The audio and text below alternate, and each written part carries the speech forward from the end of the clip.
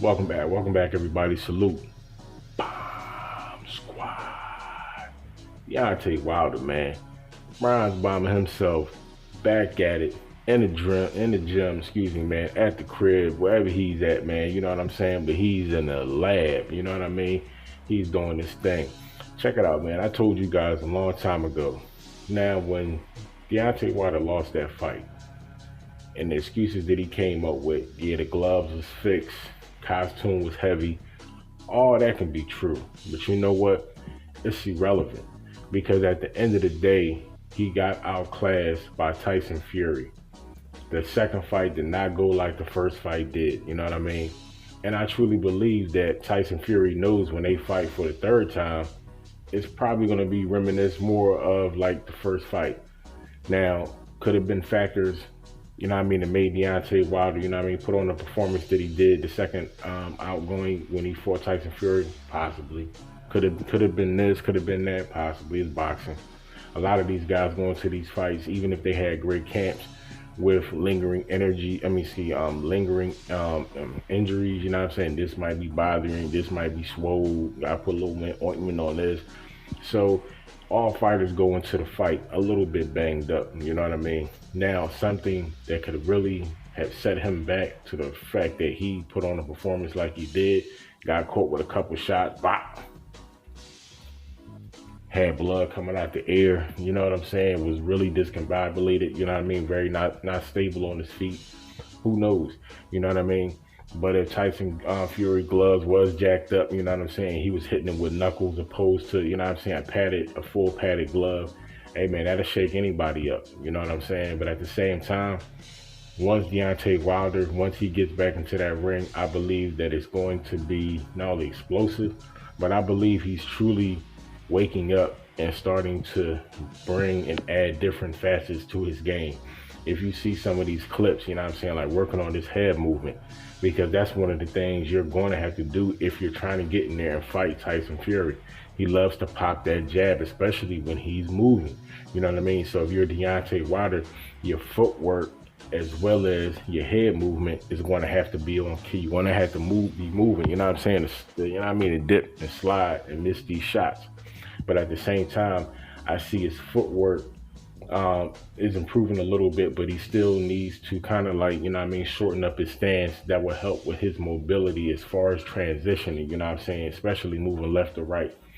Now, his Deontay Wilder always had a good 1-2. Now, you kind of see him working on that 1-2-3. Now, if he gets, like I said, man, Deontay Wilder, he got a sneaky good uppercut, you know what I mean, sneaky good hook.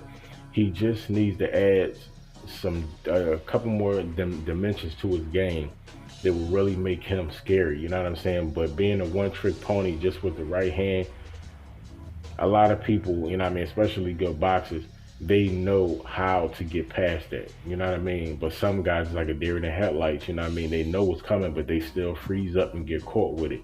Now, fighting a supreme boxer like Tyson Fury, that's really not going to slide. First fight, he got caught with a couple of shots. We all seen with it, you know what I'm saying? He rose like the Undertaker, you know what I'm saying? Got back up, did his thing. Second fight, wound up catching Deontay Wilder with a couple of shots. Even caught him with a body shot, you know what I mean? Had Deontay Wilder all jacked up, which way is left, which way is go.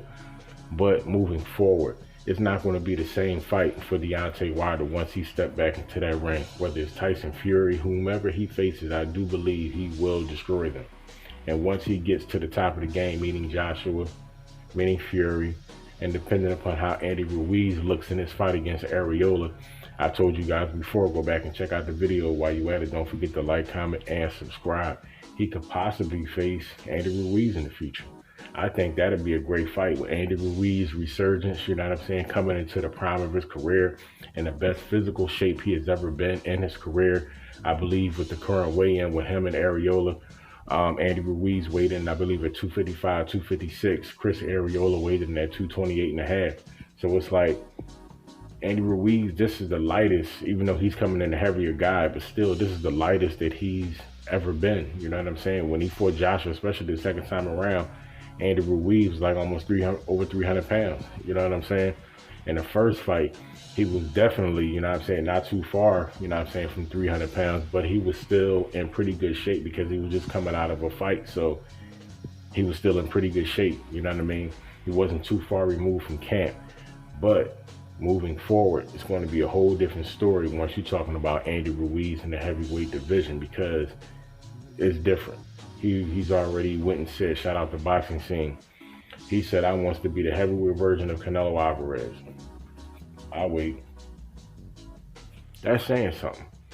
Canelo's pound for pound the best fighter in the world. You know what I mean? After his loss to Floyd Mayweather, you know what I'm saying? You've seen the dramatic transformation as far as defense and offensive capabilities with Canelo Alvarez. A loss don't always destroy your career. Sometimes it can propel it to the next level. Now, Andy Ruiz, after that loss, he already said, I dropped the ball. Mine wasn't right. Fame went to my head. The money, everything that came with it, you know what I mean? Just wasn't ready for it. Got swept up by the rapture. Cool. Let's move on. Take it back to the drawing board. Get back in that gym. Start training. Put yourself back on the championship path to reclaiming what was once yours, and that's those belts. And I truly believe that Andy Ruiz can not only do it, but he's going to be dominant doing it. You know what I'm saying? I really want to see how he looks against Chris Arreola, because that's going to tell me how he is going to look moving into his next matchup. Now, if this fight goes down between Tyson Fury and Anthony Joshua, was already stated that I believe they have a 2-fight deal. So whenever they fight, I don't know if it's going to be an immediate rematch, but supposedly they have a 2-fight deal.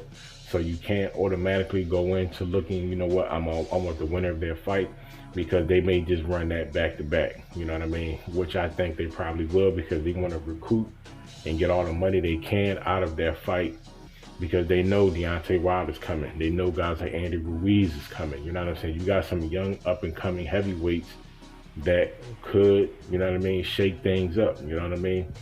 So, Dillian White, you know what I mean? He looked pretty good, you know what I mean, when he beat up Povetkin. You know what I'm saying? So, he's out there in the waiting as well. So these guys are going to maximize this fight so they can get that money. That's Joshua and Tyson Fury. So the rest of these guys are going to have to look impressive when they fight, and they have to look dominant. So once these names start popping up, they want to make sure they are in that quote-unquote top-tier heavyweight raffle to make these big fights. And I believe Andy Ruiz deserves to be there. I believe that Deontay Wilder deserves to be there. The rest of these guys is probably going to have to fall in line, you know what I mean, to the pecking order. Now, like I said, Deontay Wilder looks good. You know what I'm saying? Looks good downrange, and he looks good, you know what I'm saying, as far as training, him getting ready to step back into the ring. Now, who will he face? Who knows?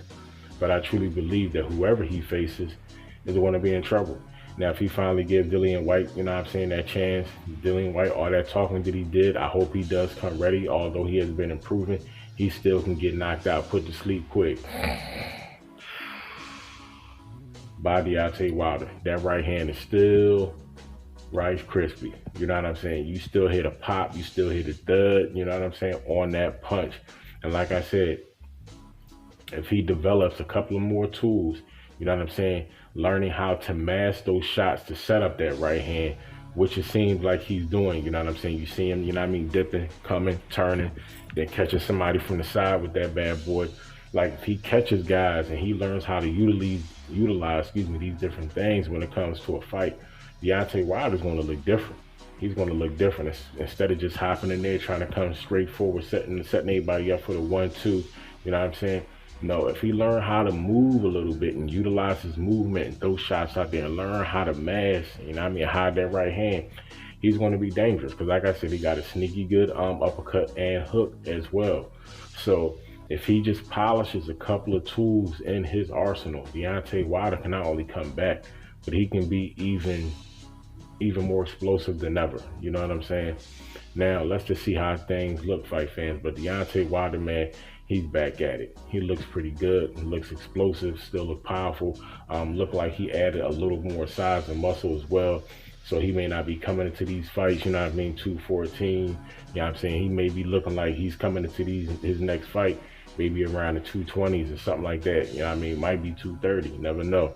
Now, let's just see how he continues to progress until he has a date called. So fight fans, I'm gonna catch you on the next one. While you at it, don't forget to like, comment, and subscribe. Talk Nation, man, stand up, it's your boy. Smash that like button, smash that subscribe button, turn on notifications so when the videos drop, you are first in line to get served. Catch you guys on the next one, man. You know what I'm saying? Videos coming. So put them notifications on, man.